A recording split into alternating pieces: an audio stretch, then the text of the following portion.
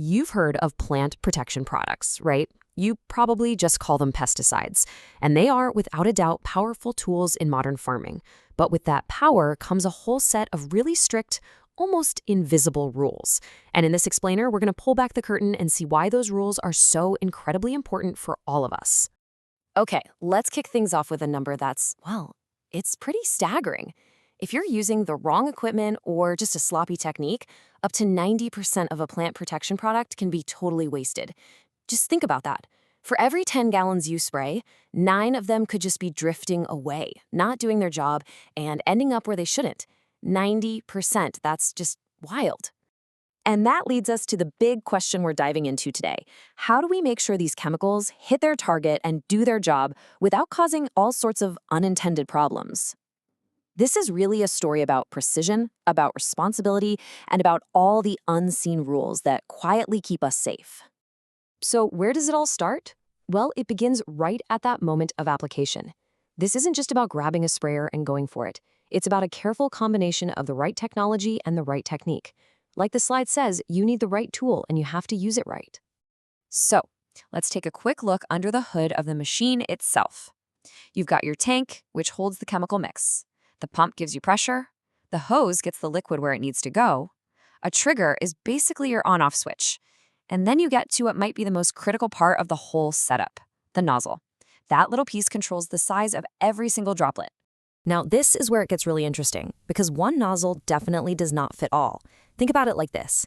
A contact product needs to coat a leaf completely, kind of like you're painting a wall. So for that, you want tiny, fine droplets for maximum coverage. But a systemic product works more like a vaccine for the plant. The plant just needs to absorb it. So for that, bigger, coarser droplets are perfectly fine. It's a huge deal. Get this wrong, and you're already on your way back to that 90% waste we were just talking about. And hey, this isn't a set it and forget it kind of thing. These nozzles wear out over time. And as they do, the flow rate gets too high, and the spray pattern gets all messy and uneven. So keeping your gear in top shape, it's not just about saving a few bucks on wasted product, it's about preventing pollution, plain and simple. Okay, so getting the application right is a huge piece of the puzzle. But the life of these products, it doesn't just start and end out in the field. What happens when they're just sitting there in storage? That brings us to our next chapter of Invisible Rules. And wow, this slide just says it all, doesn't it? On the left, that's basically a nightmare waiting to happen. You've got chemicals everywhere, spills, no security. On the right, you see how the pros do it. Locked up, secure, organized. It's night and day. All right, now it's your turn. Take a good look at this picture. What just screams danger to you? I see unlabeled containers, powders sitting right next to leaky-looking liquids. It's just a textbook example of everything you shouldn't do. And this leads us to a super simple, absolutely golden rule that fixes a lot of these problems right away. Always, always store your liquids on the bottom shelves and your powder is up top. Why? It's so simple, it's brilliant. If a liquid leaks, it drips down onto the floor, not down onto your powdered products, contaminating them. It's a tiny detail with massive safety benefits. And here we go. This is what it looks like when you follow that rule. Everything is neat, powders are safe and sound above the liquids, and the risk of some accidental spill creating a dangerous chemical mess is way, way lower. This is what professional, safe storage actually looks like. Okay, now here's a tip that is just fantastic, and honestly, a little unexpected. If you've got an old chest freezer that doesn't work anymore, as long as it's still sealed and leak-proof, you can turn it into an amazing, lockable, and totally contained storage unit. Seriously, what a great, safe solution. All right, so a product's life doesn't end when the bottle is empty or the chemical's past its date. The last chapter, disposal, is every bit as important as how you spray it or store it. So what exactly are we talking about when we say hazardous waste here? Well, it's any expired product, leftover spray, contaminated stuff, and even the empty packaging. And the number one rule, the one you absolutely cannot break, is this. It never, ever just goes in the regular trash. It has to be handled by pros. But, accidents happen. So what do you do if there's a spill? You don't just grab a paper towel. There's a protocol. Step 1, cover it up and absorb it with something like sand or sawdust. Step 2, you scoop all of that soaked material up. And step 3, that material itself is now hazardous waste, and you have to get rid of it properly. Okay, so we've talked about handling the physical stuff. But there's another layer to all this, and it's all about accountability. And something you might not expect, spotting fakes.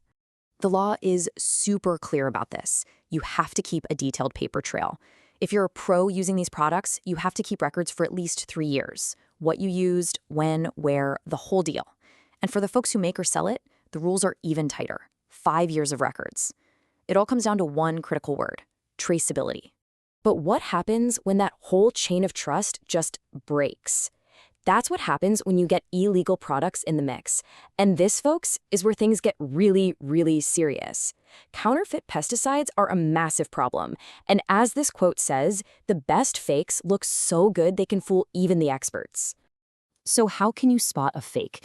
You gotta put on your detective hat. And the first place you look is the label.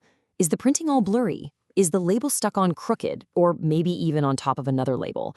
Are there spelling mistakes? These are all huge red flags.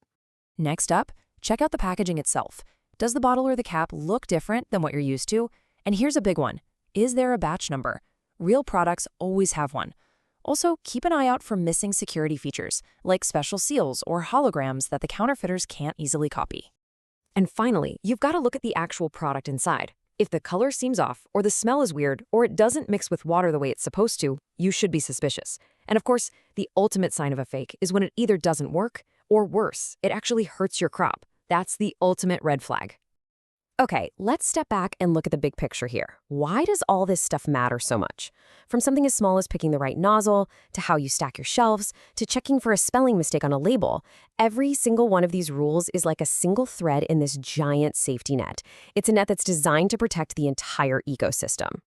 And here's the thing that really matters. These aren't just rules for farmers or professionals. They're really these invisible threads that are protecting all of us, our food, our water, and our health. They're working behind the scenes for everyone. It really gets you thinking, doesn't it? We've just peeked behind the curtain at the hidden rules for just one single industry. So it makes you wonder, what other invisible rules are out there, quietly protecting our world and keeping things running every single day?